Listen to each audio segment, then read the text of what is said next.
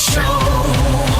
It's the Daily Talk Show, episode 637. Kristie Mercer's in the building. Yeah, boy. Welcome. Oh, yeah, give myself an intro. Yeah, get a girl. Welcome to the studio. Welcome back Thanks, to bro. Australia. Thanks. I know I'm back. I'm back after, it was 8 months, Mexico, Central America. It felt like a longer time, like from Instagram. I know, people kept saying Were you that. with her? No, I felt like it. I felt like I got to it. Like you, did you catch some sort of parasite as well? Were you like knocked I was out? crook as for like 5 weeks. 5 weeks? Yeah, I was just like really unwell. I was going to say something and I was like, is that too far? But it's not. Like, I've just never done that amount of diarrhea in my life. Like, It wasn't even diarrhea, it was water. There we go. There's a snippet for Yeah. the socials. Take what you want, boys. We've got no pride left. No. But seriously, it was to the point where, because I sold everything I owned, sold my car, I had this real YOLO moment. I feel like I've lived my youth in reverse because I never did that in my early 20s. So I kind of was like. You moved to Tarragona, mate. That's not bad. Was it Tarragona? I went to Townsville at 20 Townsville? for my first radio job, moved around the country for 8 years or something, and then got to a point in my life where I was like, what am I doing? Like, You say radio robbed you of her? hashtag no regrets, but also I don't know, you get to a point where I was like, well, in some ways it was like the biggest blow ever because I was like, you come out of this bubble of, I think like a lot of industries, but like radio is so insular and like pretty unique and so like incestuous. I kind of came out for air and I was like, what kind of life skills do I have? What life experience have I had? It came out of a 9-year relationship. So I was also like, what am I doing? And what do I also have tying me here to Australia or to Sydney for, to anywhere? Did you catch yourself middle of the trip just on radio today, just checking out what's going on? Yeah, I'm addicted to that shit. Yeah. Nah. I actually went the other way. I was just like, I could not stand having, like, people would have radio on in the car. I'm like, turn this shit off. Yeah. Like, and I just was like, nah. But to be fair, I was never one of those like radio peeps that was like, had fucking Google alerts for radio today, had a hard on for Craig Bruce or whatever. Stop laughing like that's you. No, you got it right. Coffee. Oh, that Are you was are you a coffee drinker? That was a big jump. I've been thinking about Craig coffee. taught him about segues. Yeah. You say It the was- first word I'm and just then you reading lead the into it. whiteboard. You're only as good as your whiteboard. That was smooth We don't have a whiteboard. It was smooth as. You like life crisis coffee. Coffee. I could talking about diarrhea. No. I can do a segue. No, being back in Melbourne. Yeah. Like, are you a coffee drinker or no? Yeah, I'm froth coffee. Okay. But I'm also incredibly poor. So I'm doing this thing where I don't buy 3 coffees a day and it's killing my life. I'm back on Nescafe. So if the Blend 45 is the symbolic of where you're at in your life, I'm down here. Well, I mean, that's a breakfast radio person's staple, right? It's like, But it never was. I was always didn't do it? And I was always like, I'm so above this shit. Like, I was just like, honestly, and I was. Were you like Now Annie Maguire with and- your own barista in And now studio? I'm not. Nah, fuck no. But I'd just be like, I also need to get out of this studio and away from these people. yeah. Just give me a moment, please, to stop fake laughing and go and get a coffee and come back and be bright and light, guys. Did you lose your phone overseas? Yeah, no, I did got see it that. stolen. It was partially my fault because I was skinny dipping at the time. Sure, that would do it. Yeah, so I left my stuff at the end of a pier in Panama. I come out of this club, I was sweaty as, and put my bag in a bag of this guy. He was very cute. It was I was like, was it worth it? What sort of phone was it? It was an iPhone. But here's the shit part, because finally I managed to like steal the hostel phone to call, to make an international call to Telstra, whoever I was with. And I said, oh, this is my number, 043, said it. And they go, oh, we've got no record of that phone number. And I said, oh, well, it's funny because I've had the same number for like 15 years.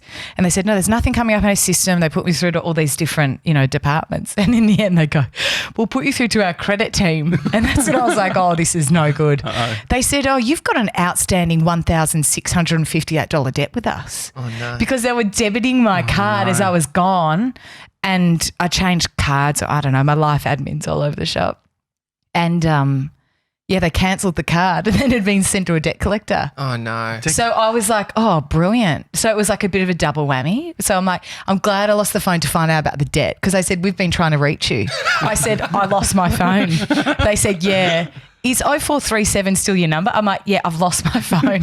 I'm also in Panama. So, yeah. It sounds like you're a fugitive in Panama. That's where you flee to Panama. Also, know. it's convenience that like the way you described it's like you lost your phone ages ago. When it's like I was talking about this with like coronavirus. Yeah. Everyone's using that as an excuse for everything. Yeah, true. And I was saying there was a sick part of me that when I'm so disorganized. When my nana died, I was like, fuck, I've bought myself an extra week with all my video projects. Great. And everyone's like really nice. Yeah. They're like, Yeah. that was Use it literally- and abuse yeah, it. was great. Did you And so- in the end? Did you No, I use it? literally said like, hey, like you don't even have to say, hey, I'm not going to be able to reach that deadline. You just like, look, my nana died. It just buys you time. It was a few years ago. See, Stop being this so is- sad about so- it. It's bringing Okay. me, now you're bringing me down. No, but I wonder if like I get afraid to say things in case karma. I do believe in karma. So I'm like, Is this from the trip? If I say, yeah, I'm so woke and shit now. I did like a meditation retreat. Haven't you heard? I posted about it. So Couldn't do a silent please retreat. refer. No, I actually did do Oh, a you silent did? retreat. And then my mate got stung by a scorpion on the 9th night and we broke the silence. And I was running around being like, my friend got bit by a scorpion through this silent meditation retreat and got into heaps of trouble. But no, on the karma thing, like I'm scared to say, there've been so many times in my life where I've gone to say, there's a family crisis or someone's sick or, you know, like, and I'm just so, but if your nana's already dead. Yeah, she's fine. And I don't have another nana, so I'm it's all all good. right. I mean, what you're talking about is just lying. Is that what you're saying? Like, What do you mean? No, you didn't. So you said it as a legit thing. So your grandma died, Yeah. and you're like, this actually buys me. Yeah. Yeah. Are you saying that you just say that your grandma's died So from a karma to buy point- you a week? I think it's more like, you know, if you're like, oh, don't go too close to the edge, you'll die. Yeah. Or like drive safe, we don't want you dead. Just saying, is that what you're saying? I don't want to put it out into the Yeah, universe. yeah. But what I'm saying is that's stunning for you because Granny's already dead. So you can use that You can without use it. attracting the bad. Is Could I that- still use it now? Like if I say my Who nana too? died, but it was 3 it's years not ago. use the nana in Yeah. amongst the corona, and then you've got double Oh, that's great. Do sympathy. you hear about the corona stuff? Yeah, my nana's dead. Because none of them are technically a lie. It's up to the person receiving that news to discern. And I live streamed my nana's funeral actually, because I It's a live leak. no, because I am pretty socially awkward, and my brother lives in North Carolina. Okay. He's like, I'd like to watch it, and so rather than just like streaming it on a fucking iPad like my mum would have done, you know, Yeah. I set up like a full camera like setup. I had like all of it. Like I basically had to rope off a section of the Of the church. VIP section. Did you make the cap? It was great because I was like, because in like no one likes funerals. That's what I've learned. Because I always say to Brie, I'm like, I fucking hate funerals. I hate hospitals. She's like, you know, like no one likes it. I was like, okay, but yeah, it was great because I could rope it off, and then when people came up and said, oh, like, you know, sorry about your nana, I'd just be like, just film it. Do you think it's a that's a coping good mechanism? excuse, yeah. Yeah, absolutely. Yeah. Well, yeah. Because I like filming like Christmas, but it's usually to get through it. Oh, to be behind the lens of it. Oh, I like to like enjoy it. Like it's almost like I'm bored. Otherwise, I'm just like sitting around talking. I was going to say, talk to me eating about food. why do you need to get through Christmas? No, it's more. No, it's not even like I think I enjoy filming and making a video. I enjoy that time spent doing that Right. than just like being at the thing and not doing anything. See, do you feel like that makes you less present though? Like if maybe. you're, or does it make you more present? Because I feel like, so on this trip that I went on, we started making a few little videos, and there's so many like instances and people that we met and stories and, you know, like stunning people that we met that if we did not have a camera / Sophie, because I didn't have one, I was just went along and I was like, yeah, you know, film that looks pretty good. I had no Your idea. camera got stolen. You're off. Yeah. I'm the director. Yeah. I had no idea what I was doing. But we ended up having these amazing experiences that if we didn't have a camera, there's no way that we would have ended up having. Yeah, it You know makes what you I mean? more observant. So It you're totally looking, does. You're looking for the story, or you're looking for a nice moment. Yeah. And so it is nice, but it is a coping mechanism. It's probably like someone who can talk really well, like yourself, where you kind of like in a situation where you I do it. I like enter into not a performance, but I'm like I give it a bit of energy. Yeah. To get into it, but it's almost like you do it to cope through a situation. Do you find that energy sucking though? I was talking to someone about this recently who's a muso, and they're like, oh, it's funny when people say to you, oh, you've got the best job in the world, you just rock up and have a sing and then you leave. And we were talking about like talking, like emceeing shit and like, that whole schmoozing situation. I'm like, I can do that, and but part of me is like, you exhausted at the end of it, which sounds so wanky that you like go and have a free meal and meet people and have a chin wag, but then you're also like, life's pretty hard. Yeah, but it actually is. You give your energy to people. What about like when you're in like hostels? Because I've never done the hostel thing. Neither had I, and I was like 29 for the first time doing it. And so the thing that worries me about hostels is the other people. Yeah. Which makes sense. And, and the bathrooms, because it's the only place you can have sex, like in a dorm. So they're normally pretty manx. Yeah. And so do you talk to people? Like when you get with them? No. Usually ask their name, is quite polite. Oh, no, that's nice. But I can just imagine walking into a hostel and there's going to be like a German dude, he's going to have like a ukulele. He's been probably traveling longer than I have. And then you're going to have all these different people. And I just feel like it'd be too overwhelming to have to understand. Like I like creating stories about everyone that I meet. Yeah. Just trying to absorb all of that. Did you struggle? It's a lot. It's a lot of energy. So there were some times where I was traveling with a mate, but then I was on my own solo for about over 2 months, where part of it, there's some days you're just like, I can't be fucked because you have the same conversation, because the through line with everybody's, oh yeah, where you from? Yeah, cool. Oh, never been to Texas. Yeah. How long are you traveling for? Oh yeah, where have you been? Oh yeah, these places. And there are some days where I'm just like, I can't. Sounds like a fucking Uber, like how long have you been doing this for? Yeah. Like, when did you start? It's actually full on. So I think it's like it's a gift to give yourself, but also to other people to recognize. I would think of it as this kind of like this wavy line where there are some, I think life's like that sometimes, where there's sometimes where your energy, especially if what you guys are doing or you're in media or you're talking or you're giving, whatever you're doing, you're giving people energy. There has to be times where your energy goes in as well. Because I don't think you're not servicing anybody by constantly being like, hey guys, because I just don't think you work like that. So there are some times where I was like, oh, I can't be bothered seeing another human. And I went like 2 days without speaking to a single person. Oh, great. Traveling. That's not that long. And it's not at a silent meditation. Oh, I did. Sorry, I did 9 days without speaking. The 2 days it'd be like me not speaking for 2 days, but I'm not at a silent meditation. That's right. I'm just here. Yeah. But there are some days where you're like, I want a Corona and just to talk shit with somebody, you know? So I feel like it made me really aware of like when to come in and when to come out, because you force yourself out sometimes when you don't want to be and you shouldn't be for anyone's sake. I also find like sometimes I'm in that mindset of I don't want to, but then I do, and then I see I actually get the energy from it, right? Yeah. So I'm like, I'm a bit insular. I think I want to be in, but then I'm like, no, I actually had a great time then. Like I feel a bit more energized. It's a weird one because you got to listen to yourself, right? Yeah. So there's a fine line between listening to yourself when you really should be sort of trying to re-energize, get your crystals charged, or the other way of like, I'm just being a fucking little shit. Yeah, I think it's also realizing that not everything is comfortable and not everything's good. Even in the good stuff, there's shit parts, and even in the shit parts, there's good parts. So like when you are like, I could not, like you were saying, I could not be bothered talking to I don't even want to put pants on. But then you get out and you're like, oh, that was fun. I really needed that. So it's like, yeah, it is maybe just knowing yourself and where the line is to push past and where the line is to actually go, no, just stay inside sans pants. Yeah. I think I don't have it dialed in, but it's like if you have dedicated time allocated to recharge. So it's like regardless, I know I need to do that because if you're not thinking about it or booking in time, when are you doing it? You're just hoping it happens. Yeah, it's hoping true. You don't get called or hoping, work as well. People are, full-time work. Cars are good for that though. Yeah. I did that on the way here. Like I'm not when I wake up, I like silence. Like I don't, some people like I'm living with my mum at the moment. That's amazing. 30, single, unemployed, basically, homeless, living with my mum. No idea why. It's just the story you spin. It could be more positive, to be honest. Fucking catch. Anyway, I wake up this morning. First thing she does is put on Smooth.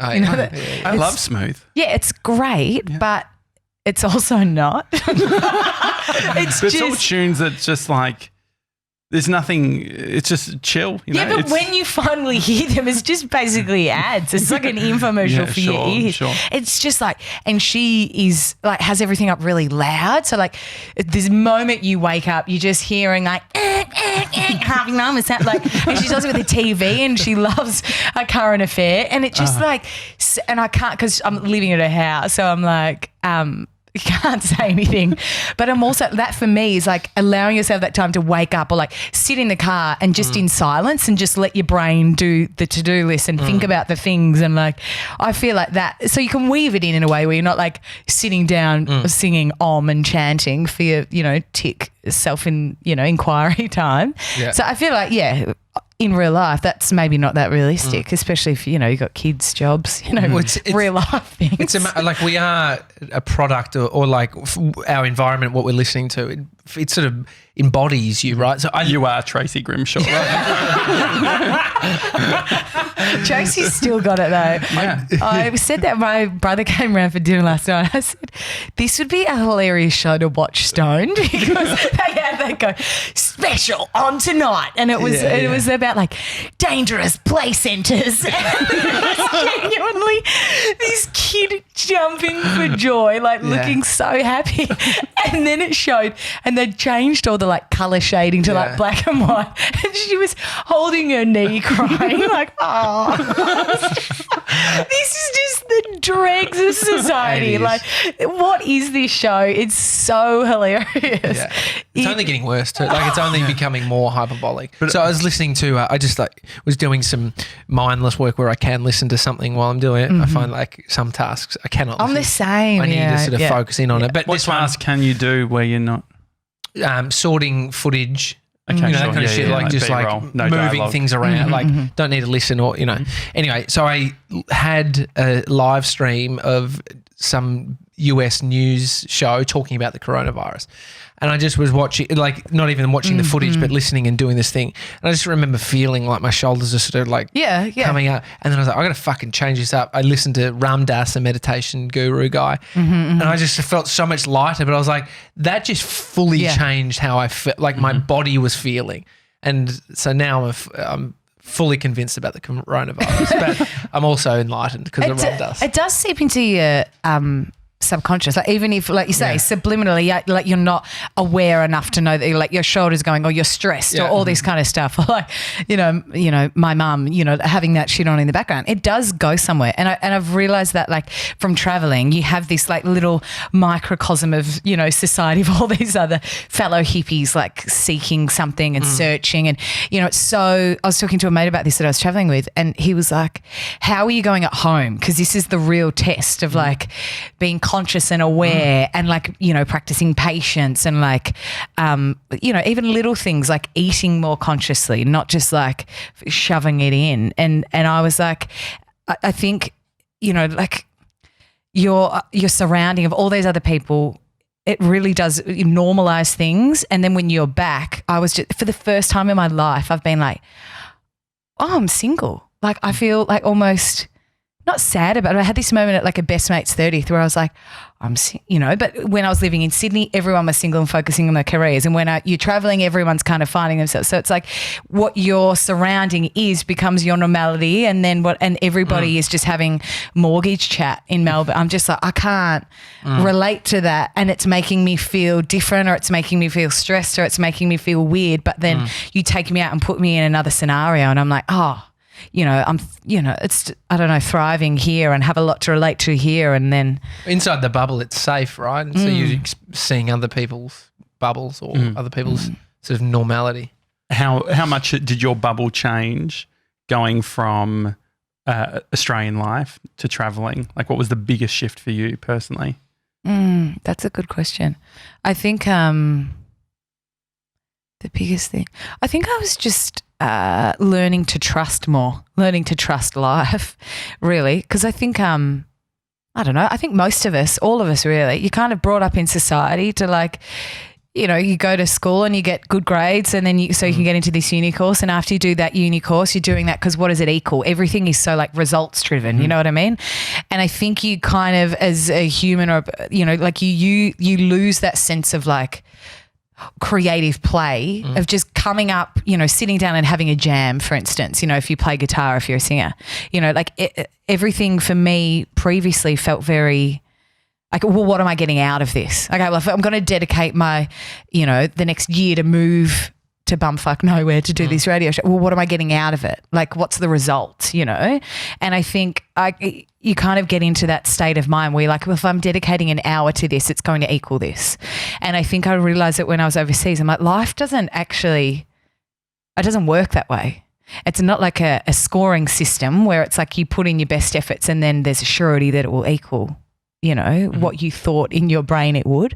So I think it was for me, and it still is, that process of like learning to trust your curiosity as it moves through without really knowing kind of where it will land. So if you're using that path, or if you're going down that scoreboard route, what happens with like relationships and friends? Because if you've accumulated or if you've created all of these relationships within that old system and then you have this experience, do you find that you're like misaligned with heaps of people that you used to be aligned with? Nah, it's funny. I had my 30th a couple of weeks ago. So I planned this when I was overseas, which is a stunning financial decision to come back and drop $2,500 on a weekend away. I got back and I was like, sick.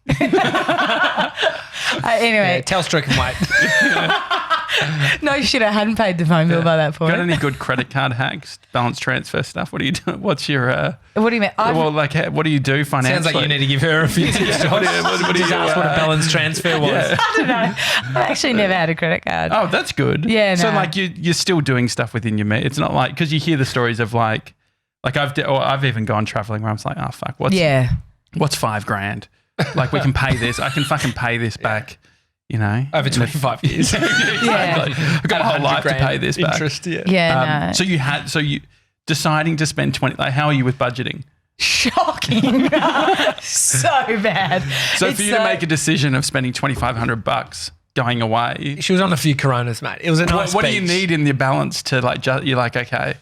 Oh, honestly, triple figures in the bank account. I was like, yeah, that's enough. I'll trust the universe, something will fucking work itself out. Sure. No, but I've always been, even when I earned lots of money, I was really bad with money. Sure. You know how everything is relative. Yeah. So you kind of think, oh shit, if I'm earning, like X amount, or if there's another zero, imagine how I'll live. But everything, you just eat out more a little bit. You buy a car that's a little bit more expensive. You, I don't know, like go on a few more holidays and, you buy a few more drinks when you're out for your friends. So I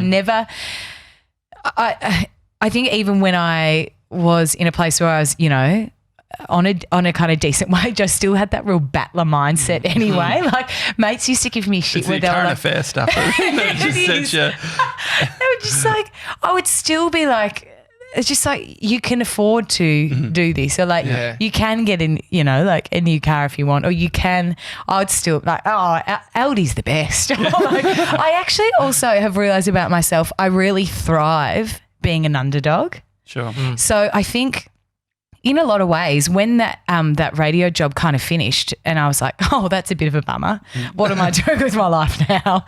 And it kind of ended quite suddenly. I was like, I also have looked at that through a bit of soul searching as well, and looked at that as a bit of a gift, because even at that point I was kind of like ticking a lot of boxes. I was like, in a solid relationship, good financially, you reach a point where I was like, this is all I've ever dreamed about for the last decade and I'm doing it, but I didn't know where to go next, or like, what does that equal? And I don't know if that's the kind of person that I am or the mindset that I've been in 10 years, where I'm also always in hustle mode. Like, what's next? Okay, what is this, and coming back and kind of in a lot of ways, not being at the bottom, but kind of having to work hard and, be humble and all those kind of things. I actually and probably the happiest I think I've ever been, because I'm like, there's a sense of purpose and there's a sense of building and there's a sense of like motivation, you know, that I think I lost a bit at one point. Is it now not a sense of one day I'll be there? Like, I think that's a mindset of like people, the underdogs or people that are not there yet. They have that one day I'll be that. Yeah, right. And so Thinking of a destination rather and then you live than, in that one day. It's like it's almost like was it Tony Nash, who owns Booktopia, a very successful CEO, was saying about that even that wording of I'll one day be there, because you're then giving power to where you currently are, and then some people like to getting out of this current situation is uncomfortable. Yeah, and so totally. you then like you stay in the uncomfortable, you stay in the comfortable over here. I'm not there yet. And so it's all just wording in the mind, but being peaceful with having something not, you know, you losing the job or whatever it is, like you then have to make peace with that, and it makes more sense as to what it all meant anyway. I guess it's like finding a middle ground between like, because I think, you know, when everybody's like, oh, be present here, be okay with what, you know, like, and there's so much of that overseas. And I think sometimes there is a bit of spiritual ego with people, you know, I'm a bit like, I understand some of this, but a bit of it, it's a bit wanky, you know, like, so I take everything with a kind of grain of salt. So I think sometimes you can go too far either way. You can go too far in being okay with the present, because I think it's also good to have a bit of an idea of where you're going and what you'd like to achieve, and ambition and, you know, like all that kind of stuff. But I think I was way too far living in the future. I think most of probably up until the last year and a half, maybe 2 years, my entire life was based on where I will be here, when I'll be happy, when I have this, when I've figured out what I do, when I get back to, you know. When the Telstra bill gets paid. All of that. And I think I didn't realise it at the time, because that's how we live our lives, isn't it? It's like, you know, we'll have time to do that project later. I'll get back to singing then. I'll sort out.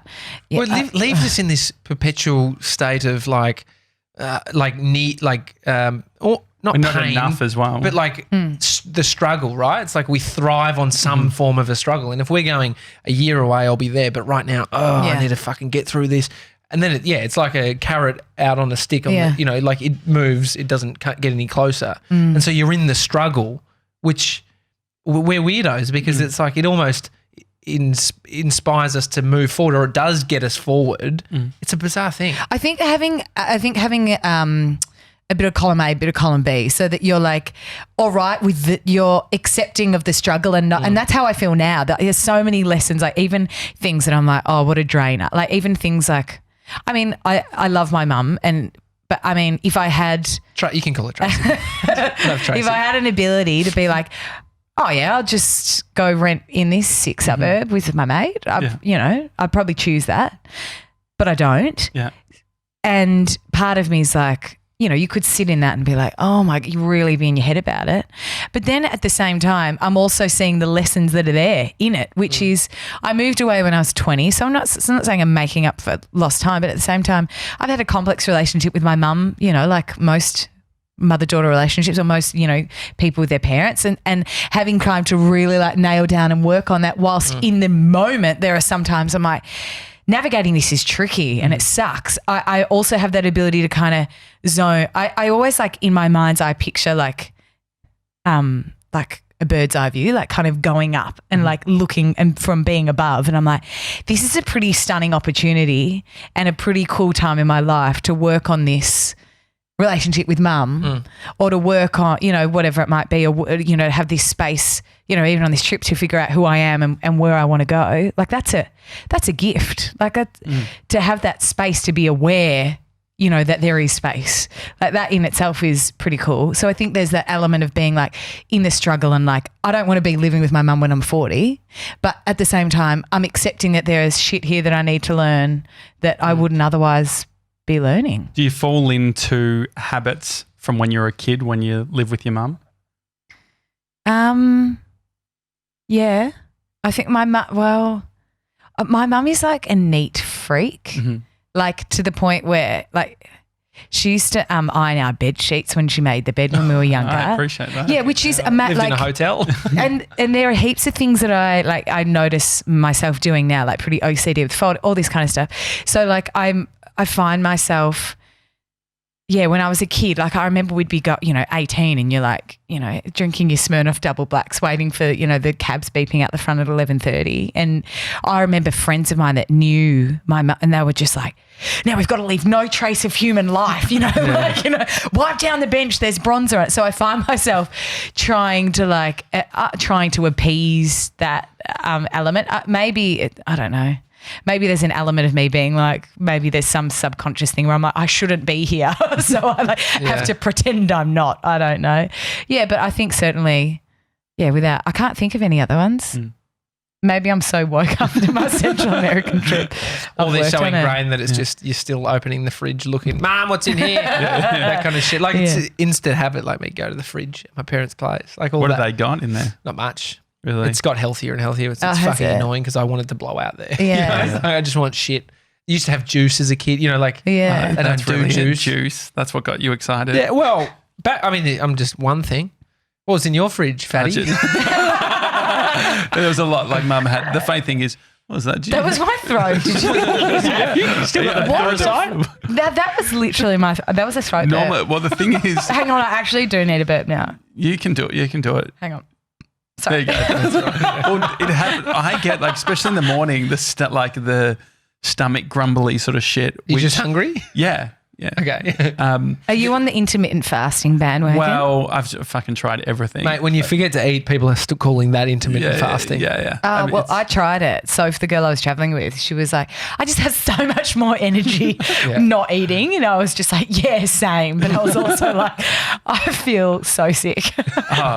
No, it's What was when you were overseas? How did you get the stomach bug, or you were sick for 5 weeks? I How was did you get that? literally sick from the day 2 that we were there. Well, we went and had a bender on mezcal and tequila, so that probably didn't help. I was just, I've never been that sick in my life. I've had intense spine. I've had a spinal fusion, really. You had the surgery. Scoliosis, yeah. So I've got all these screws and shit in my back, which is a pretty cool party trick. Yeah. But what's the actual party trick with the screws? Unscrews them. I'll take them out. Anyone got a drill? Any tradies? No, it doesn't even work at air. I thought it would be quite fun to go through airports and the beeper go off. It doesn't. No. But that was a pretty intense pain, as you can imagine, having a high impact drill drive through your spine. But this pain was physically worse of this parasite. I just, that I'm seeing from Train Spotting, where he's coming off crack. I don't watch many movies. Guys, I never know movies. I'm pretty excited about this. I will. It was heroin. It was coming off, Yeah, so he's lying there and he's having all of these, it's Ewan McGregor, he's having all these crazy scenes and there's it's terrifying. It's all dark and there's snakes and babies crawling on the roof. It was basically that. He's shitting himself as well. Oh, it was just horrific. And the only way I got rid of it was doing this 5-day water fast. Because I tried 3 rounds of antibiotics. This lady that had lived there, her name was Fran. It was a friend of a friend. And she'd been there for 30 years. She said the only way you're going to get rid of it is to starve out the bug. So you can't even have electrolytes. Literally, because so fucked up to think that there's a bug just waiting to eat whatever. But that's what it is. So we all have them. Everyone has some kind of a parasite inside, but some of them sickening. are much worse. So when we're all you can buy them online as well. What? Sorry. You can buy them online. What, parasites? So it's it's pretty fucked up. Gotcha. April Fools with the parasite. No, it's pretty fucked up, but it's if you it's a weight loss. They're healthy ones, right? No. It's a weight loss type of thing. So we'll eat You're talking about skinny meat tea. That just makes you shit, doesn't it? Same as a parasite. No. So the parasite, it's like a worm. Tapeworm diet. Yeah. I'm sorry. That is so messed up. That is a 101 eating disorder. Yeah. Well, that's the whole thing because because I used to be 1120 kilos. What? And so I was Until he did the parasite. Look at me now. And skinny meat tea. If you hear any noises in my stomach, it's the worms. My insides have been eroded, but apart from that, I'm fairly fit.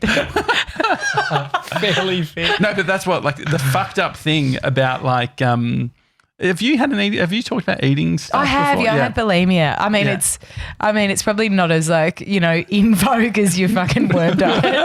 I did have bulimia, guys. #. Well, no, because I feel like the fucked up part of my mind, the idea of getting like whenever I've had anything happen, like Bali or whatever, it's like there's a part of me that's like I'm gonna walk away lean from this experience. It's such a fucked up. It's a bad headspace to be in. Yeah, bro. But did you find like, is there any vanity stuff in that stuff or any stuff that you realize from a psychological point of view? Where all you want to do is not be shitting water. Well, yeah, maybe maybe I didn't have it bad enough. Let's buy him a worm and see how he fucking No, it's weathers I know it's fucked up, but no, I'm curious. No, I get what you mean because everybody's like, Look at the no, positive. I It's wouldn't. Like that's not. Everybody would get sick and pretend that they're not kind of, like really frothy on the fact that they've lost 2 kgs. Yeah. But let's face it, a lot of people are. For me, it wasn't because I think my face went real thin. And it didn't look cute. So in short, no. And so 5 weeks, and then you starved the bug for 5 days. 5 days, Just and it was water. horrific. Yeah, like even just to roll over on the pillow, it would take like probably half an hour of like convincing myself like mentally to be able to roll over. And then you add on the layer of like fear because you're really far away from home. And I wondered whether I was doing the right thing, because then I've got, dad, messaging me going, are you sure you need to get to a hospital? Like you need to get, some kind of nutrients or electrolytes in you. And I'm like, well, Fran said not to. And, you just kind of, you cling to anything. Fran stole her phone. No, but what was Fran? I had heaps of nudes on there, so fucking half Ella. Was Fran a local? Oh, she was in New Zealand. So it was actually Sophie, the girl I was traveling with. It was her nana's friend. So anyway, this is this weird connection. She went over in the what would have been the 70s. To Mexico? And she was, into Mexico. She was loaded. Apparently she was in the art scene and she went to she bought this huge amount of land in Mexico and she was going to put a film studio on it. And then something happened and she turned it into this, it's essentially like, what are those new suburbs called? Like a housing estate. Yeah, it made it a housing estate. So we rock up and Soph goes, oh, I've got this weird relatives, friend or whatever that lives there. And she said we can stay in at her place for free for however long we want. And I was like, that's brilliant. Yeah. How great. So we rock up at the address in an Uber and we rock up, there's these big golden gates and there's this security guard and we said, oh, we're looking for Fran. Where's Fran's house? And he's like, Fran owns this entire place. And we were like, oh, what? Hit the jackpot. So she said Fran part of the cartel? What's she running? Golden Gates? She said she had this bungalow at the back. In fact, it could have been something out of Grand Designs. This is the little shit box that we were staying in and you should have seen her place. So it was and that's what I mean about #trusting the universe because here I was so sick and we've been in these manky hostels and, vomiting and diarrhea. There was one point I thought I was on the floor of a Mexican hostel bathroom and that is for nobody. Just a bathroom in general, let alone a Mexican hostel bathroom. And I thought I was going to die at that point. And genuinely I was like, I think this is it. What do you do when you think you're going to die? Check Instagram. I actually at one point did try and crawl on my hands and knees up to the staircase where Sophie was sleeping because I was I genuinely was I'm this is it. I want to say goodbye. And it's not going to be cute. I think I had my pants down as well because, when it's how people say it's coming out both ends, and have a bit of a joke. But there was one point where it actually was and I was just Was there blood? Any blood? That's a dark question. I know we're talking about dying on a toilet floor, but blood stepping over the line. My mate lost the insides of his stomach through food poisoning in East Timor. Yeah, he reckons that's why he's got IBS now because he went back to Sydney after he ate some meat and it was bad and then. How do you feel now? Yeah, great. This is months and months. How many months ago was that? That was at the beginning. So it was like 9 months ago now. Oh, wow. But anyway. And then you weathered that storm and you continued to trek on like bounce a back, real guys. fucking trooper. Yeah. I was, back on the horse. Yeah. And did you get it? You got another phone and obviously. Yeah, the phone I've got now, I bought off Facebook Marketplace in one of the most corrupt areas of the world. It was stolen. It was definitely stolen, or I actually did take the case off to make sure there was no drugs hiding in the back or something. And I was like, no, genuinely, because I was like, but I kind of was also trusting my gut off the guy that I bought it from, because he was like a mission. Your gut was on the floor. There was no gut to speak of. And the gut that remained, I was drinking heaps of tequila, so I damaged it. But he was actually a missionary, this guy. Oh, wow. And I just got a good vibe from him through Facebook Messenger. And Said no one ever. but he was like, meet me at this shopping centre. And I was like, fair play, because I don't want to go to his house or, you know what I mean? I and he was like, I think that'd be like a safe for both you and I. And I was just like, And he said the words, my wife, so I was just like, I'm getting a good read off this guy. And my card, because I'd been robbed, so the travel money card I had wasn't in the right currency, or there was some bullshit, I can't remember, because life admin, not a strong point. So anyway, I couldn't pay him for the phone, and he had to go to meet these other missionaries that were arriving to, where were we? I don't know, it doesn't really matter, Costa Rica or something. And I was like, I'm so sorry if you need to go. And he was like, I feel like my mission from God right now is to help you. And that's when I knew I was like, my life's falling apart. I've got this guy that's like, there's all these people I have to meet, but your fuck up of a life is more important to me to fix. There's a photo of you on his fridge, your sponsor kit. So he takes the goat off and he puts you on. Honestly, there are heaps of times, like even still now, I'm like, what am I doing with my life? Like, there's heaps of times like that. But I feel like, I don't know, I feel like life and like success and happiness can be measured on so many different scales, you know what I mean? So like from the outer, like there are so many people, and we do it like even when we know it's not the case, we still see it like, oh man, you're killing it, like whether it's from a work perspective, a relationship status, a money perspective, whatever, that we just, society values things in a particular way, you know what I mean? And then you could be ticking all those boxes and be fucking miserable. And there was a time in my life where I was. So I think I've always got that side where I'm like, I don't want to get back to this soulless kind of on this trajectory where you're not really conscious and thinking about stuff. You just kind of offered the next job with a bit more money, so you move there and you kind of know this person and they know you, so you stay in the relationship and you're relatively happy and you don't really know much difference. So I feel like in a lot of ways that has been a real blessing, because I know what the other side of that is, you know what I mean? Having all of those like, killing it, gal, yes. But then on the inside, I was like, what does this all mean, Have you watched the Taylor Swift documentary? I have. What'd you think? I watched it on the flight back actually. Yeah, I liked it. There were some elements of it that I thought was like quite overproduced. But I think overall is an awesome message, and I think it's also a bit of an insight into something that the general public will never really understand, and that is growing up in this circus of being somebody where people are watching their every move and scrutinising somebody and like judging I don't think us three will ever really understand. I'll speak for yourself. What a day you should see where we're headed. But growing up in that, you know what I mean? I was talking to Mum about it because that who was it? I think they were talking about that Corey. What was his name? Is that 90s stuff? Worthington?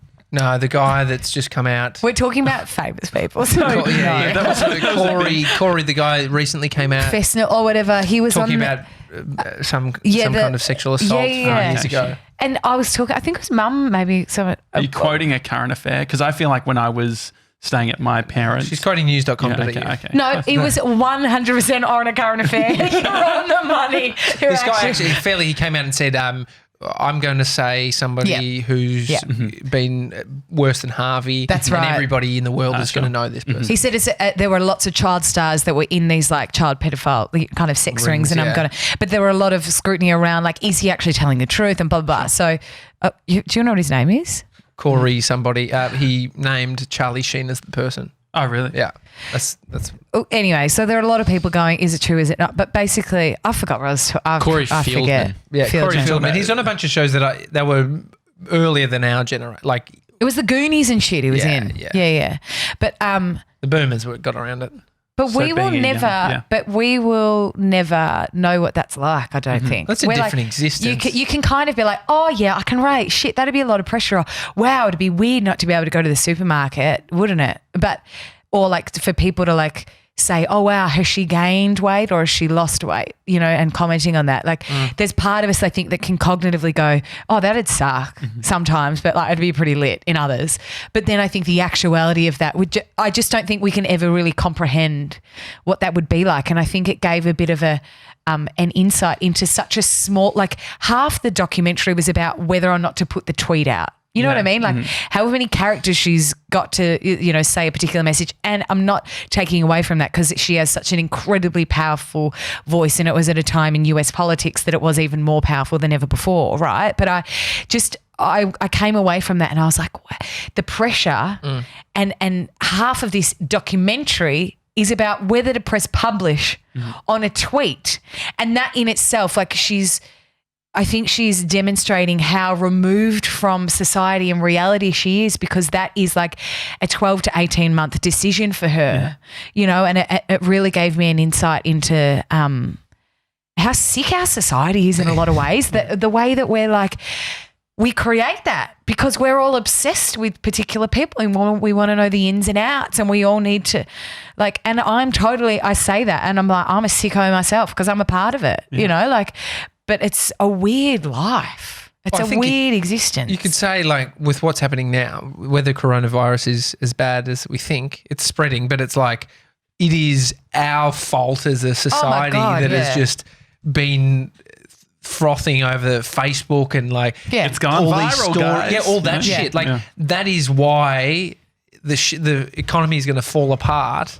Mum said to me last night, she goes, I've lost 15 grand on my super. You know, because I was also like, well, I mean, what You've is been this? living off her super though. I was like, what does this really affect? You know what I mean? Like, I'm not flying to Italy anytime soon. I'm like, I might get a bit of a, you know, and I had a mate that works on the infectious diseases ward at the Alfred, and they were like, they're not taking away from the fact that this is incredibly serious and, you know, we should all be mindful and all this. So please don't, you know, think I'm sitting here like coughing over everybody for lols.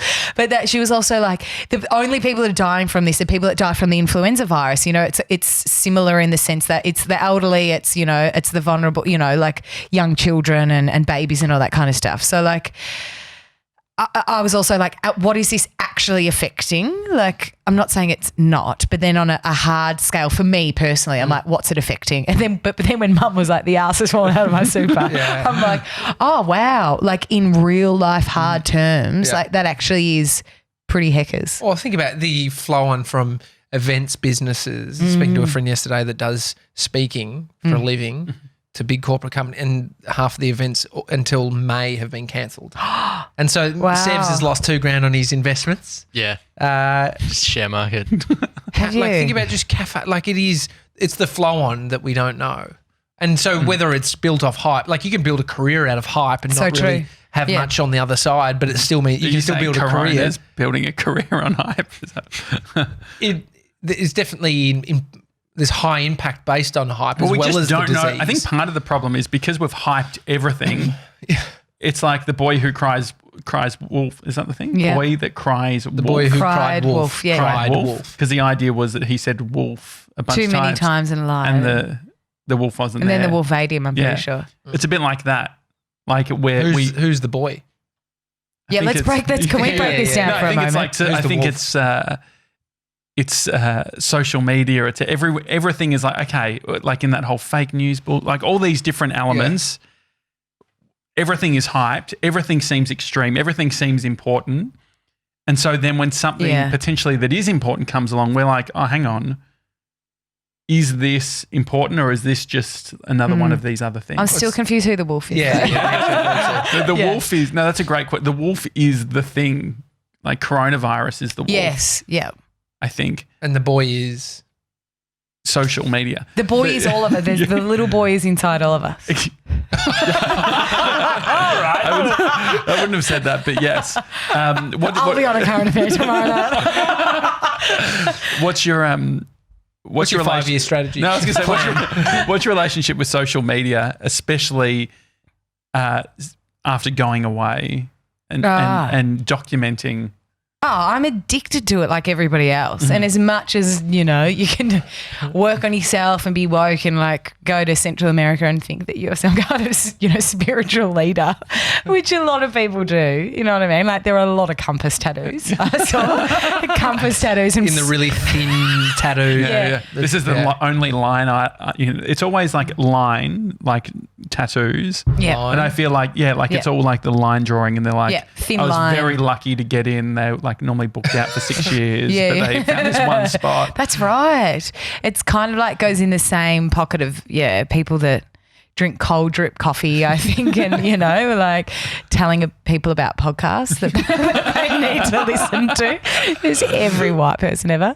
But I think, I don't know, there were moments where I was like, needed to get off it and I recognised it, but I think there are other times. Or you didn't, the guy who stole your phone did. Like, this bitch. And because I'm so bad with life admin and tech, I didn't know my passwords to anything, and I didn't have, what's that one where you can find my iPhone.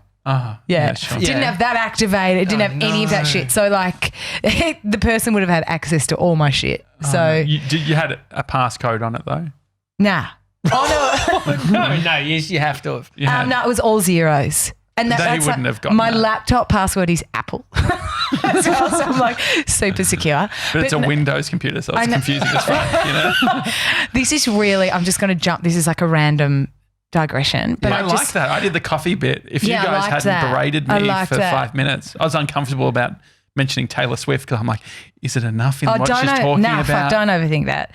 Someone sent me an Insta DM 2 days ago, something, with a screenshot, and they said someone's pretending to be you on Tinder. You're like, nah, love, that's me. No, legit, somebody has taken like screenshots of my photos from Instagram and then put them on Tinder and said they're 33 and their name's Cleo. And they live in, I don't know where it was, like Warrandyte or something. Oh, really? Yeah. They're also living at their mum's house. Yeah. Well, do you think they're actually just pretending to be you and then trolling, catfishing, or they're actually it's some kind of like trying to use your identity to get it? Because they didn't use my name. They didn't use my, but I was just like, it's just a weird world that we live in. You know what I mean? Like that is just a foreign concept even a couple of years ago that you would take screenshots of a real life person. Like why you would want to take screenshots of my phone and not like someone hotter or like more famous? Catfish? I don't know. Yeah, Well, the more hotter thing, I think it makes sense because like you want it to look realistic. Oh fuck, that's so offensive. Are you trying to? No, but if you're saying like that's the girl next door line, you know, people like she's the girl next door. I'm like, she's a hot but still a bit ugly. You know? Like, is that what you're saying? No, but I think that they're like, if all catfish participants look like models, you wouldn't like the whole idea of a catfish is it's like, oh, that person's like, this could be all right. I'm still offended. I'm still offended. I mean, how was your peyote experience? Well, incredible. So peyote, well, it's like mescaline, which is like part of a cactus, and I think there are a lot of people that like the same people that quote Joe Rogan like more than twice in a single conversation, which is also me. I think I'm also a white male, like that's kind of like UFC, kind of woke in my 30s. Yeah, I actually don't mind UFC to be honest.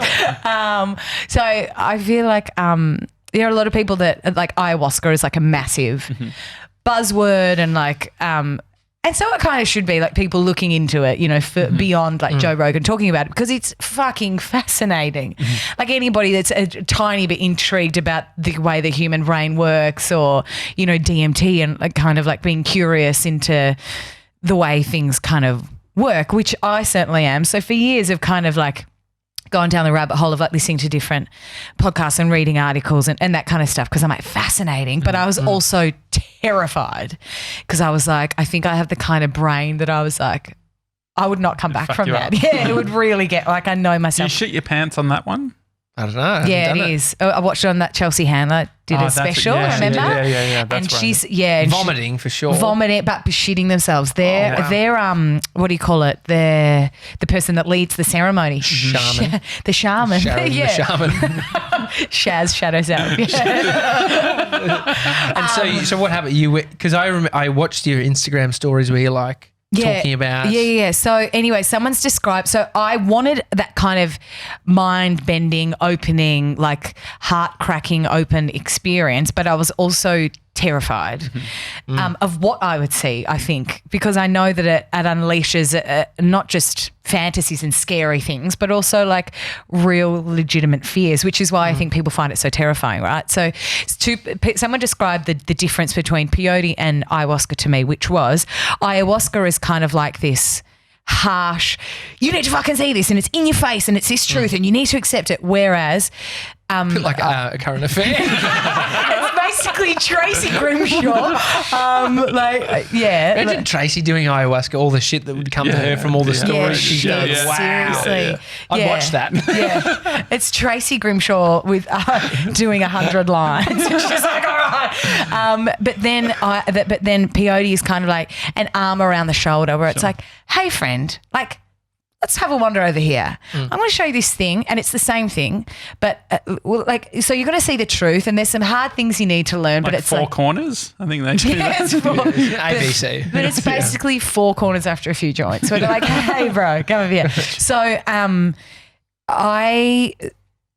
do you want like the logistics? So you sit, yeah. Because I was intrigued about, okay, well, I know what it does to your brain, but like, what does it look like? How long am I sitting? Like, where do I pee? Like the logistics of like, so anyway, I went to this yoga class and they said, there's this ceremony here tomorrow. And I was like, I'm not going to seek it out. If it comes to, I'm not going to get on Google or whatever. Because I feel like that's where you end up in trouble in Central America, looking for drugs on Google. Yeah. And so what had your Facebook Marketplace? What had your experience been prior to this in regards to like trying different? Have you tried a bunch of different stuff before? Nah, not at all. Like I did mushrooms once and I cried, and that was basically it.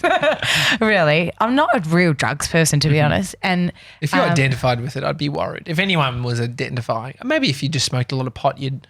But then it becomes normally like it's not even. But that right? Even me, like I'm not a pot doesn't. I just feel tired, and I'm like, that's not fun for me. I'm a big drug guy. I love it. Yeah, all of them, all the pills, all the stuff. But I'm to the point. I don't even know what drugs are. So I'd go to a music festival, and people are like, "Do you want the MDs?" I'm like, give me one of the Ds. I don't know. I'm like, I don't know. So anyway, so I was of the thinking that I was like, if it comes up and I'm curious enough, I'll ask questions and whatever. So I went to this yoga class. I said, I'm just going to talk fast so I can just get this over with because I'm bored of the logistics. Okay. Is that okay? Go. Quick. Anyway, in this class, she's like, we're having this ceremony, and I was like, sick. So I booked myself in. I went there. You're pacing. How much? If not, it's slowed down. How much did you pay? That night, and it was, I hope my mum doesn't listen to this, but it was like $2,500. 200. Nah, what was it? I think it was 200 US. I was pretty expenny. I was like, but I was also like, I just had this feeling where I was like, I'm going to be worth it. Oh, no, sorry. I'm going to be worth it. It's going to be worth it.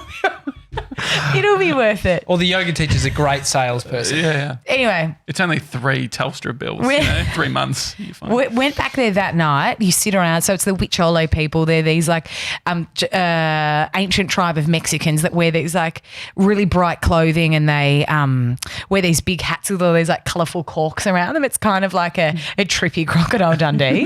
But there's this big circle of about, say, like it was probably about 50 people. It was the first moon of the entire decade of the century of the decade, whatever. It was the new decade. The first moon of January. So I was like, this feels like a really good time to kind of, I wanted one of those because I was also soul seeking where I was like, what am I doing and where am I going? And, you know, not that I'm seeking answers to things here, but I'm intrigued. Sure. Like a person that reads star signs that doesn't, you know, like isn't reading too much into them. Do you have Co-Star on your phone? What's that? She's struggling to pay a bill. Maybe I'm going to have Co-Star. Co-Star, it's free. You know, it will just give some you dumb star sign. Screenshot the Aquarius every month and send it. Oh, I'd be appreciated. But anyway, there's this big group other circle 50 people. circle of hippies sitting around. There's this massive fire in the middle, right? And then they kind of explain to you that you sit from 7:30 at night right through until midday the next day. So they ask you not to sleep because you won't get the full effect of the plant medicine. Because I was calling it a drug, and people are like, no, they corrected me. They're like, it's not a drug, it's a medicine. It's a plant medicine,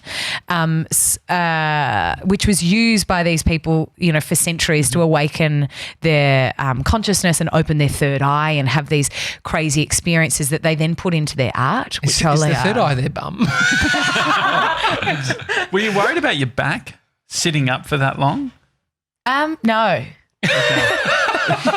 It's a long time. I'd be like fucking is Josh okay? It's like my back's fucking killing I me. weirdly took my laptop there, and I was because I didn't trust to leave it in the hostel. So there was one point I was tripping balls, leaning back on the bag with my laptop in it, and I kind of came to, and I was like, "Shit, the most expensive item I own is about to be crushed." How did you have it? It's a cactus form. Yeah. They cook it or something. It's in a drink, so it's disgusting. It makes you like want to dry reach. But so anyway, they sing these like songs, these like this, and they have this shaker, and it's kind of, you keep having these moments where you go out of your body, into real life mind, where your mind's talking, and I'm like, this is fucking weird. Like, are you sharing a jug? Like, is everyone using the same cup to drink out of? I've got coronavirus, if that's what you're asking. No, is it like a shit? Like, I can imagine it's like a tribal thing. Yeah, it is. It's like this. So they like spoon it into, and you have a cup. So anyway, you're praying to Abuelo, which in Spanish means fire, or Godfather fire. You're only allowed to walk around the fire one way, and you're going to the fire, and people are making sacrifices and offerings.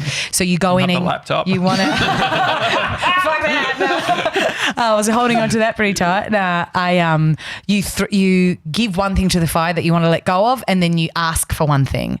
And for me, I was like, I want to let go of fear, and I want to bring in trust. So you go around, you have your cup, which is like really thick. It's almost like this green powder. It's kind of like matcha. Yeah, it actually is really similar, the texture. Okay. Yeah, and great. so you're kind of like gulping it down, and it's horrific, and it makes some people vomit. A chick was vomiting. Were you looking around at the people? Like, what was the crowd like? Oh, hippie as, like really hippie. Like, here I am in my Lorna Janes, and people are just like in tie-dye, etc. I definitely didn't fit in from a visual perspective. Sure. Any hostel banter? Where you're from? How long you've been travelling? Yeah, there's a bit of that in the beginning actually. Like, people laying out their crystals, and at that point a nervous tick for travellers. It's like, where have you been? What have you been up to? Yeah. Because I was scared as shit when I sat down. I was like, I don't think I'd really thought much about it, because I booked it that day, and as someone I'd spoke to on the way there, they said, have you read up about it? Do you know what it really does? Do you know what it is? And I said, no, I actually have. I've not read a single thing about it, but I kind of liked that, because I was like, I'm going to terrify myself or go in with a preconceived idea about. I think that's also a fear that like a hole that we get ourselves in. I'm going to go on this trip and find myself, or I'm going to go and take this plant medicine and realize what my true calling is in life. I was like, I just want to go in open. Yeah.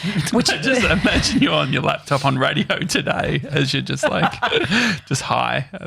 That's fun. Why radio today? Well, I'm not on radio. I love this idea that like, the trauma element of it. Yeah. Reading the comments. Just like, I want to open up my third eye, and then I was going to make an ass joke, but I probably won't, because that's a bit dark. And so you drink it. How quick does it hit you? How quick do you feel different? I was sitting around, and I felt almost like that first time you drink alcohol, where you're like, I feel different. Guys, am I feeling this? No, I'm not feeling it. Am I convincing myself that I'm feeling it, or am I actually tripping? And I actually feel like I was feeling nothing, and it can take a couple of goes. And I actually had 3 cups, which is, afterwards I spoke to one of the girls, and they said, oh my God, it was really strong. And I said, oh, how much did you have? She said, I couldn't even finish the first cup. And I had 3, which you keep getting up, and they kind of are like, not ring the bell, but it's kind of like time to stand up, say, and in between you're kind of like lying there, kind of tripping, you're in and out of consciousness. And I stood up, and I was like, I still feel like I want more. And after the second cup, I still was like coming in and out of like a thinking mind, where I was just like commenting on things, where I was like, maybe. So I had a third cup, sat there, and long story short, the voice that I kept hearing was my grandpa, his name was Alan. That we used to call him Poppy Alan. He died when my mum was 14, so I never actually met him. And I don't know how, and I've spoken to people that are quite cynical about, like family members and shit. They're like, well, how do you know it's him? How do you know his voice sounds like? Or did you see him? And I was just like, I'm so sure that I don't even need to explain it to a point where it convinces you. Like I know it was. And so the voice that I kept hearing and of that letting go of fear and bringing in trust, it was like this really gentle, soft, masculine kind of safe presence that he was laughing and he was just like, you've just got them around the wrong way. He's like, you've got to trust the fear. And I was like, oh, okay, I get, and I was scrolling down notes when I was tripping balls because it was scary. I was scared because I was on my own. And I kept coming out thinking the person next to me was a guy that I'd been dating. So I felt, because he was like kind of looking after me. He kept like patting me on the shoulder and being like, are you good? And I was like, yeah. And I kept coming in and out and thinking it was him and then realizing that it wasn't. And the fact that I was alone, I think, was also maybe a fear of mine. So it was really scary. But I think that was such an insight and such a big takeaway for me that it's so simple that you can go to somebody, you could read that in a quote book anywhere, like trust the fear. Great. I've probably heard that a million times in a podcast. I've probably, read that in some kind of Oprah quote or, by Gabby Bernstein. Brilliant. Like, did I really need to go through that process to have that instilled in me? But I think I did. And I think everybody goes through things in their own way to learn things when they need to, how they need to. And it felt like, I don't know, it felt like something that like it stuck. I can't go back from unseeing or hearing that. Do you want to travel more or are you in the state of wanting to like set up roots? Nah, I want to travel. Yeah. I feel really called to go to London. Yeah. So anyway, I'll probably do that. Oh yeah, great. Yeah.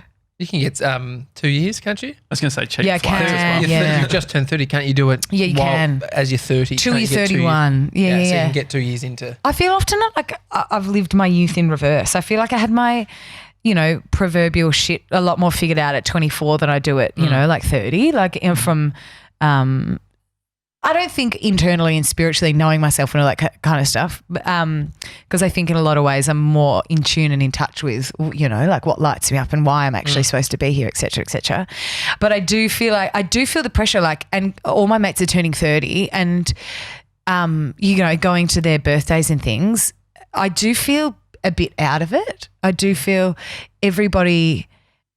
and in Melbourne, because this is home, we grew up here. So a lot of my mates in Sydney are kind of like, not taking shit from guys and not settling for people that they don't kind of know they deserve and kind of really working on themselves and focusing on their career. So that, like I was saying before, that just felt like my normality. But then coming back to Melbourne and being in that like marriage, baby, mortgage chat, I'm like, I don't really, I know I want all of this. So I almost feel like I've got the corner puzzle piece, but I don't feel like timing wise, I'm not done. Like I don't feel...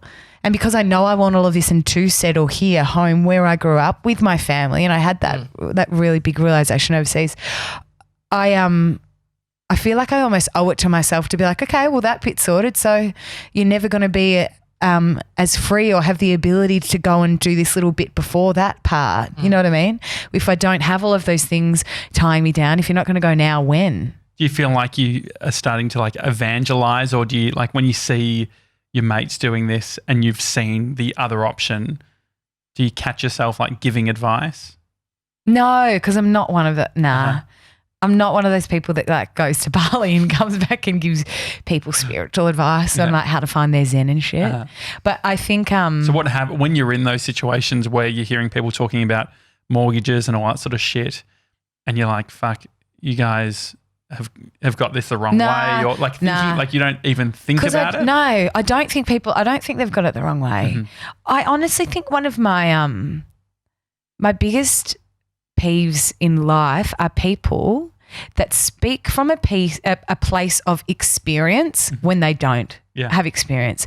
And I think with the power of social media, it's a rocky ground. You have to have the ability to discern when to listen to somebody telling you how to fix your life via a subscription that's going to cost you X amount, like, or this diet plan when you're not a nutrition, but, I've got a 6-pack and hot pics on Instagram. So like follow me and adhere to this and download my app. I just think have really realized about myself, I am a very curious person. I ask a lot of questions, and I will never, ever be in a place. That's what I said about the underdog thing. I'll never be in a place in my life where I think I've figured something out, or I can speak from a place of knowing. Because I just, even when giving advice, like I don't even really give people advice. I think it's really important to ask questions like, oh, how did that make you feel? Or do you reckon maybe like this could be an interesting take? Like my place, and I always realize that even in radio, or like, when you're on air, how it's all about like, what's your character trait, or, what kind of person are you? I was always not the dumbass, but I was always like and kind of playing that, because it is a very big part of my personality. So I feel like on air, those character traits are amplified, whatever they may be. And for me, it was always that sense of curiosity and asking questions. And I Well, it makes sense to be in society with an understanding of who you are, but then that is also a contributing problem, right? Identifying with who you are, because then it's multiple truths. You're anchoring it into like this version of a person, like what you're saying, right? Like radio does it very well. Like any kind of presenting or acting or any of these are like, you need to sort of like understand your core traits and then sort of amplify all that stuff. And so, but there is a version where it's productive to have some element of understanding of it, but not it being who you are. And just like, no, well, that's the guy I am or the girl I am, Yeah, and I'm not saying that I play down what I think there've certainly been times I have to fit in with whatever, needed to kind work. Was that playing down, where were you going with that? Playing down like your strengths or your personality? I think so. Or sometimes like maybe pretending not to know the answer so I can ask the question. You know what I mean? Like I'm not talking about in real life or in relationships or things like that, but like on air, for instance, I'd be like, well, I kind of know the answer, but this is going to be interesting because there will be other people that don't know. So it's empathy for the audience. Well, that's right. Well, but also I always just look at I look at Oprah. Like there would be so many, like how many, she would have had thousands upon thousands of conversations with the brightest minds, the most spiritually aware, like that bitch would have soaken up a lot in her time, you know what I mean? And you listen to the way that she still crafts her interviews and she comes from a place of, you're the expert, tell me. And there are questions that she asks that I'm like, she probably kind of knows the answer / would totally know the answer, but there's always more shit to learn. And so I think I will never, and in a personal perspective, in my friendships, relationships, and family, I will never be that person that's like, well, what you really need to do is be more conscious of the way you. I'm like, fuck that. I actually, I'm just not about that. I actually find it quite I think it's almost offensive and small-minded when people do. Did you find that, like, I can imagine going through a big life transition like you had gone through, those people come out? Like, did you, everyone's got like their... Everyone puts their 2 cents in, this is what you need to do. Is that part of like realising, just being like, this person's a fucking dirt? Like the people who are like, think that they have it all together, the people who are throwing out advice normally are the ones to be worried about, like, because they're not open-minded. I think yes and no, because I truly think that there's stuff to learn from everything. So even when you completely disagree from somebody's perspective or their piece of advice, there is still something to learn from that, which is, like discerning why they're giving that piece of feedback, because, then it teaches you a little bit more about that person or that personality, or they're coming from a place of fear, and although they are trying to help, there's there's something that you can learn about them being worried about you. So that in itself is something to learn, even if the advice or the feedback itself you're taking zero. You know, the way that they tell you, or, you know, the body language in which they're telling you, you're like, oh shit, you know, I need to assure this person that I'm okay. That in itself is a brilliant, like, that is a stunning thing to learn. So no, I'm never someone to bat, you know, advice or feedback or stuff away. I genuinely like, and I think the best people in life are those people that are like, give it all to me, and then it's up to me to take the bits and pieces that I kind of want to take and piece it together. And I think that's your job truly as a human, to like piece it together and discern, you know, what parts you take, what parts you leave, because I think that builds you to be the person that you are. Well, anyone giving advice is using their own experience. That's right. Yeah. And so, yeah, I mean, that's where you can preface, this is what I did. It's probably not necessarily how you need to do it, with questions as well. Yeah. So it's like my experience plus some questions is a good way to sort of find some answers internally. You were an early adopter when it comes to podcasting with the Thinkergirls. When you look at where things are with podcasting now, how do you reconcile it all? Like, from that unique perspective that you're in, where do you see the whole space? How good's our timing? Like, we just started a podcast 9 years ago and everyone's like, what's a podcast? Like, what does that mean? And then the minute everybody's like, podcasts are lit, we're like, yeah, we don't do one. I think we're checked out, guys. So part of me is like, yeah, good timing, you dickheads. But also, even on the way here, Mum's like, I said, oh, I'm going to go do this podcast. Yeah, and she said, oh. These who? These who? What? No. These fucking idiots. No. And still she goes, what's that again? I swear to God. I swear. Yeah. She's like, wait. Because there was this line I always used to tell her. I'm like, it's a radio show you can listen to when you like. And she goes, wait. I know it's a radio show I can listen to when I like, but how do I do it again? I was just like, have I taught you nothing? How do I reconcile it all? I really believe in, through a bit of soul-searching, I do believe in creativity and storytelling coming through in different ways. You know what I mean? So I think for a really long time, that was such a big part of our lives, you know, and if you were to listen from episode 1 right through to, I don't even know, buddy, what episode we got up to. Yeah, it was a lot. It was a lot. 97 will tell you. But yeah, you were doing it even like when you were regional. Yeah. Like you and Stacey were doing it remote. Yeah, we were. And we did one every week for probably over the course of, would have been almost like 8 years or that. I was like 21, I think, and I'm 30 now, so it was a long time. 22 maybe. Was it always I got the vibe that it was at its core a mechanism to get the radio show? No. Was it not seen that way? It was the complete opposite. It was like what you said happened. well, because I remember thinking like this is going to be its own thing, with its own living, breathing thing. But but I guess where it went with the radio stuff, and I think there was like you guys were doing like pitching and doing stuff like that. It began from like early stage. It was this acceptance that we will never be able to have a radio show that talks about the shit that we want to. So it was quite the opposite, and it was like in a way like an anti-radio show. So you'd have all of these like cool thoughts and conversations, and you're like, well, this is never going to fly on like Aubrey radio, like so.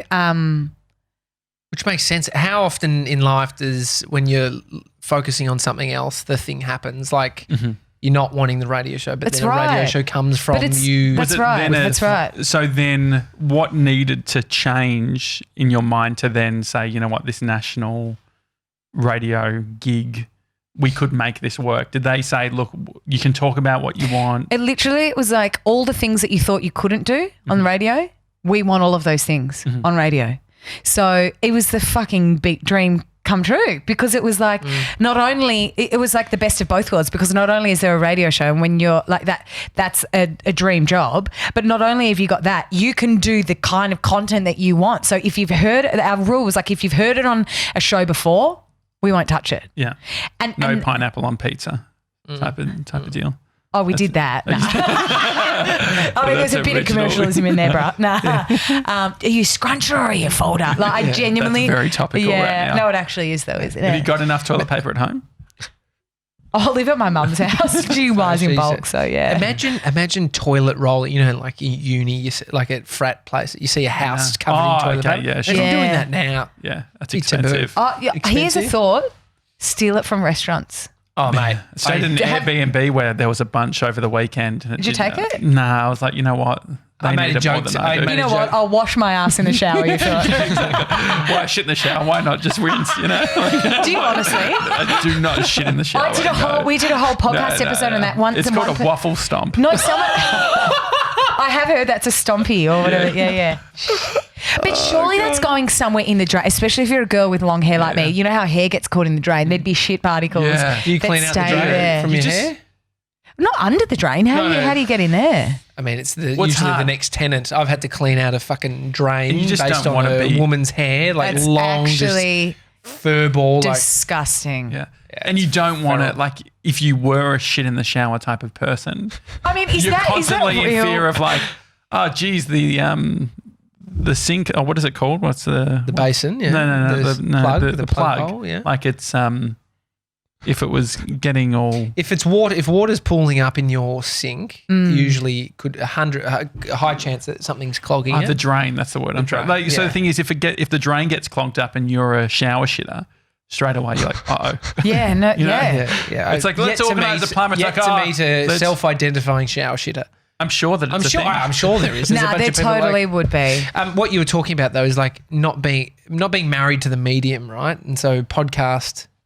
Oh, yeah. But that took me a little while to figure out because literally I got my first radio job when I was 20 and then at 28 kind of came out of that bubble, up for air going, well, like, what kind of life skills do I have firstly? Yeah. Can spin a good yarn. That's about it. Where's that going to get you, Kristie?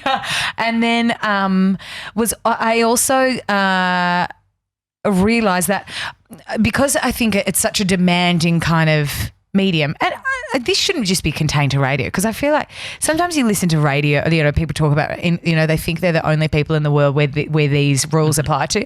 I think if you've been in any kind of industry for, say the better part of a decade from 20 to almost 30. Yeah, agency, PR, whatever. people, whatever it is, you come out of that field and you kind of go, oh, shit, okay, well, what can I do? What do I do? And I think there was this beautiful realization for me where I was like, it's not just about being on the radio. It's about using my voice to tell stories, and that can be through writing, that can be through creating content for other people, that can be through singing.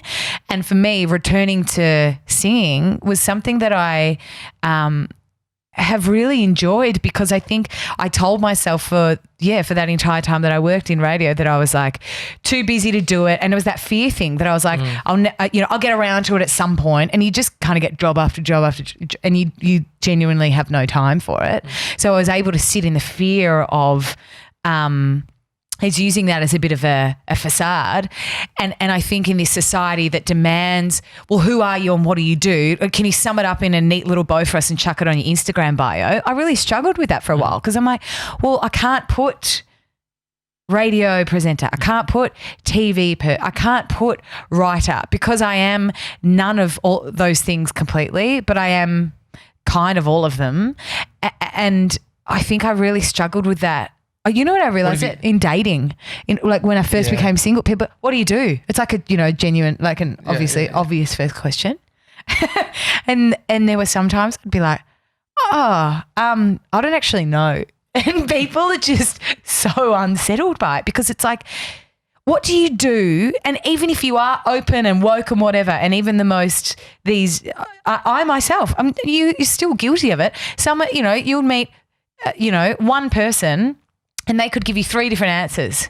I'm a garbo, I'm a lawyer, or I'm on the dole or whatever. And naturally you have this unconscious bias towards what they say. Okay, sick. Yep. So I'm going to relate to you in this way. So I'm going to pop you in this box because, okay, here's my gear about how, I can relate to you. But garbos get paid a shitload. That's what I've heard. Well, whatever it is, like your societal standing is defined so much these days on what you do for a job because and I realised not being able to answer when I had previously my entire life been able to answer, oh, what do you do? Oh, I work in radio. Oh, cool. Wow. That's, and I wasn't able to wow or impress people anymore. And it made me think like, well, who am I out of the constructs of that job? Who am I? And what are my skills and what else can I offer? So you started a YouTube channel. Is it Meditations and Margaritas? Yeah. And was there a bit of that where it's like this brand or doing this thing gives me a purpose to go over and like do you eventually get comfortable with like, oh, I actually don't have to fucking be turning this into a job? I think I'm not the kind of person, I'm sure you guys would be the same. Like it's fun to sit on the beach and sip cocktails for like 2 weeks, 3 weeks maybe. And then I'm like, my brain's turning to mush.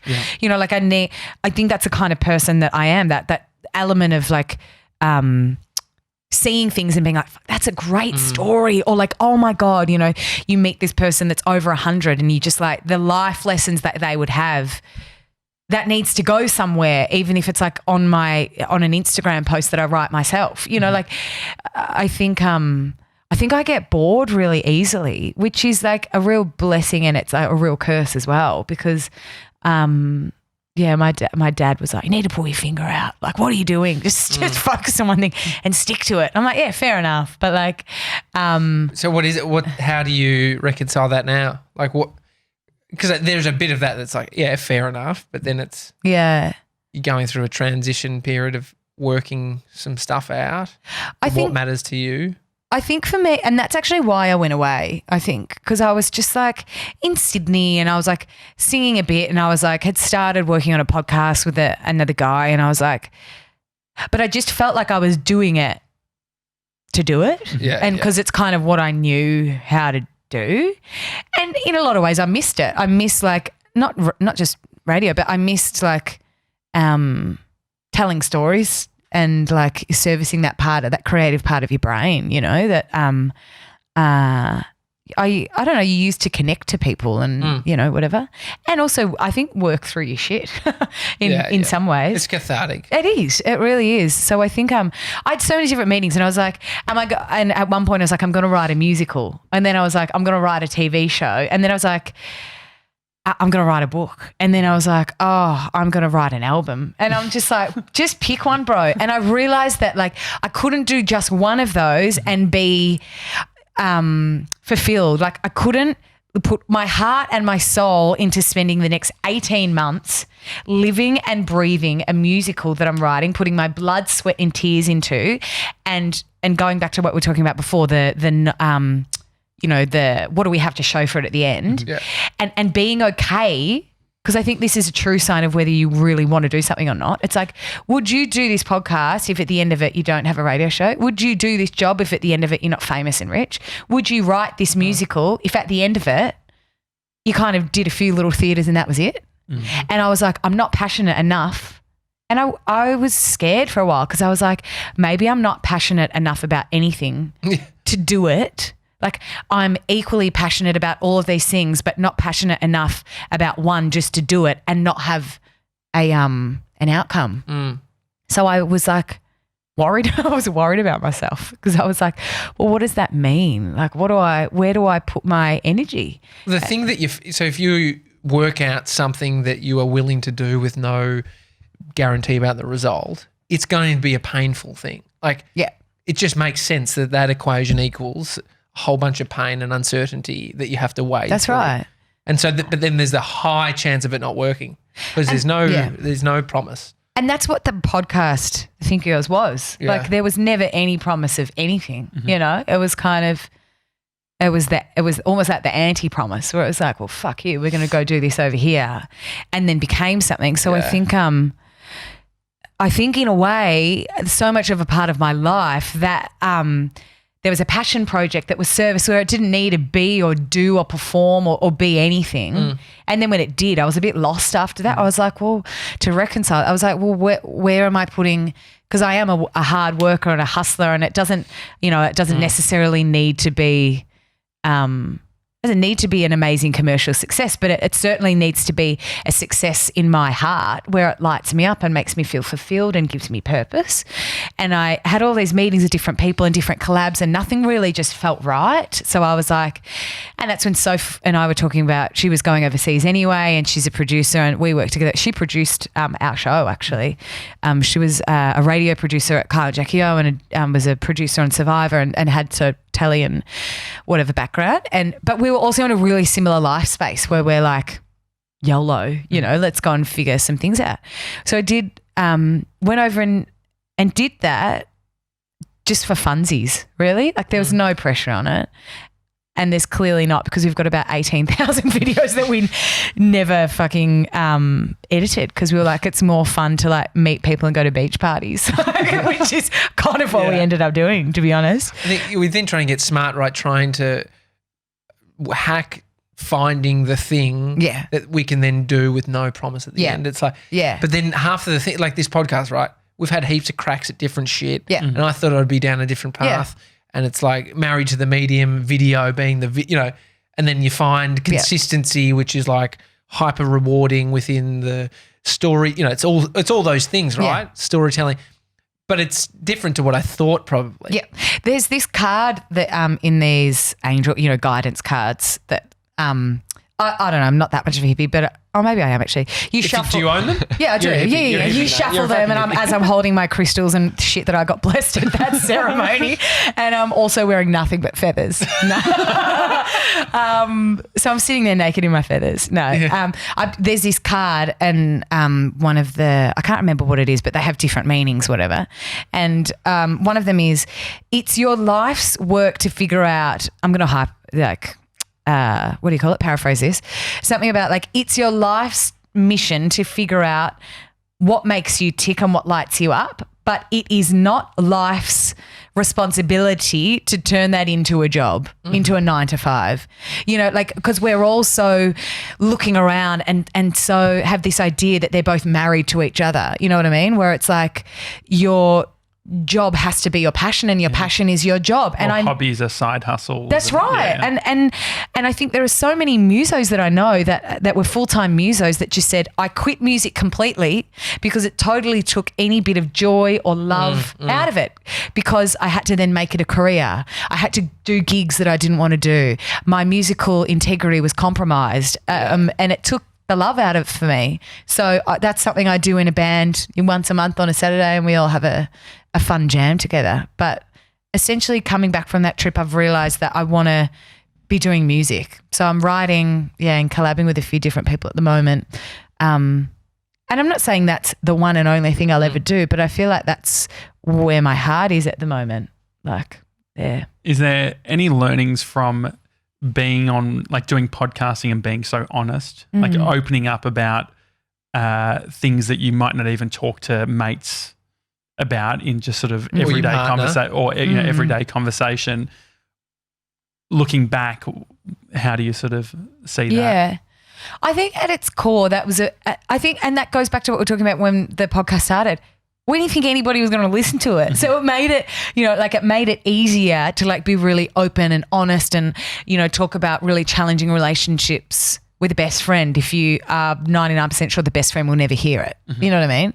It's another thing to be able to navigate that conversation knowing full and well they probably will, or if it's a conversation with your best friend, So I think in a way that kind of built up a bit of a muscle. It made it this safe space knowing that no person's going to ever listen to this. And then when it kind of became bigger and more people did start listening, I think I had the courage and the bravery and that it was a muscle that you kind of are strengthening consistently over. So let's say people start listening after a couple of years.